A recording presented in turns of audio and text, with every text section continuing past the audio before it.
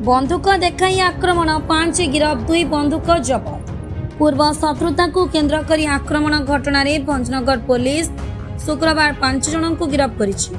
गिरफ अभियुक्त माने हेले बीडीपुर गाँव शत्रुघ्न स्वाई, अनिल नायक, सोरिसमूली गाँव राजेंद्र नायक, बारुडा गाँव लिटू सामंतरा और अनुकूल जिलार रितेश सिंह। से बारुडा किछि वर्ष होला रहुथिपा जणा पड़िछि।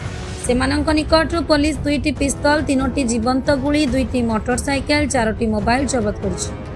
सूचना मुताबक गत 9 तारिख दिन 12टा समय 5 जन अभियुक्त मिसी बारुडा गाँव सुशांत कुमार साहू को बंधुक देखाई संघबद्ध भाव मरणात्मक आक्रमण करथिले। एहा सह तांको भाउज और भाणीजी को विभिन्न भाषा गालीगुलज करने सह अपहरण कर जीवन मारी देवाकू सर्वसाधारण रे धमक देथिले। एने सुशांत भाउज सावित्री साहू भंजनगर थाना लिखित अभियोग करथिले। अभियोग को भित्ति करी भंजनगर पुलिस अभियुक्त माननकु गिरफ्त करी कोर्ट चालान करिथिबा प्रेस मीट रे कहिसंती भंजनगर एसडीपीओ डॉक्टर दीपक कुमार मिश्र। आपको प्रथम रू कही रखे गंजाम मान्यवर गंजाम एसपी साहब निर्देश अच्छी भंजनगर उपखंड अंचल एवं भंजनगर थाना अंचल कौन प्रकार अपराधिक तत्व प्रति पुलिस शून्य सहनशीलता नीति अच्छी। कौन प्रकार अपराधिक तत्व बा बंधुक संस्कृति रे विश्वास करुवा जो मैंने व्यक्ति अच्छा गंजाम एसपी साहब स्पष्ट सूचना अच्छी, निर्देश अच्छी, प्रति आमर शून्य सहनशीलता अच्छी, जीरो टॉलरेंस।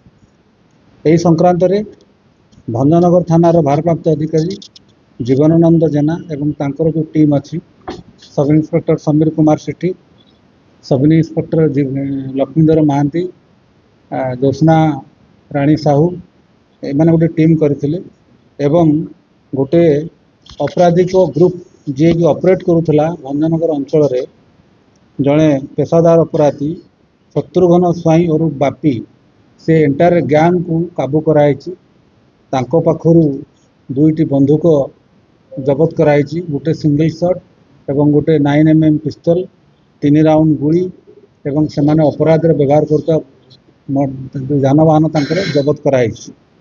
एवं एइथरे भंजनगर थाना रे गोटे संगठित अपराध मामला रुजु कराई।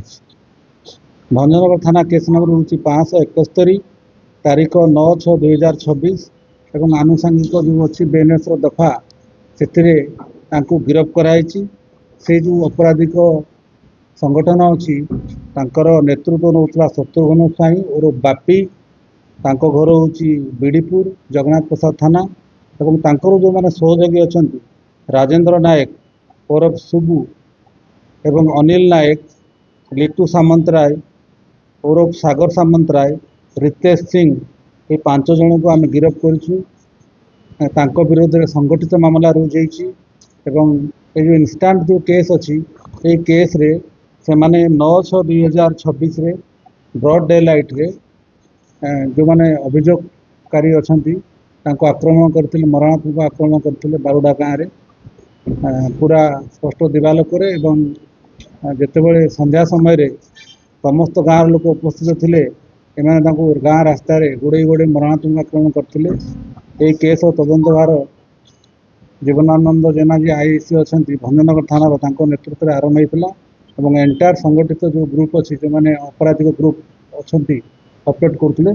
आगुरी पुलिस सहित यार 2 थर एक्सचेंज ऑफ फायर होती, पुलिस सहित 2 थर एक्सचेंज ऑफ फायर होती एवं पुलिस को ये अटैक करी तार पुलिस तार जो right to exercise of private self defence ये लोक आगुरी आहत हो 2 थर एक्सचेंज ऑफ फायर रे।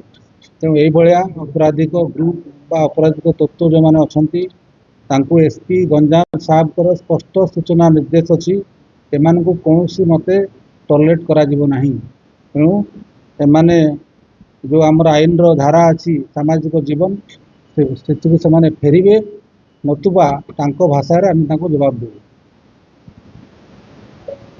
दक्षिणांचल स्वतंत्र प्रतिनिधि अमरेंद्र कुमार पट्टनायक का रिपोर्ट, ओडिशा टुडे।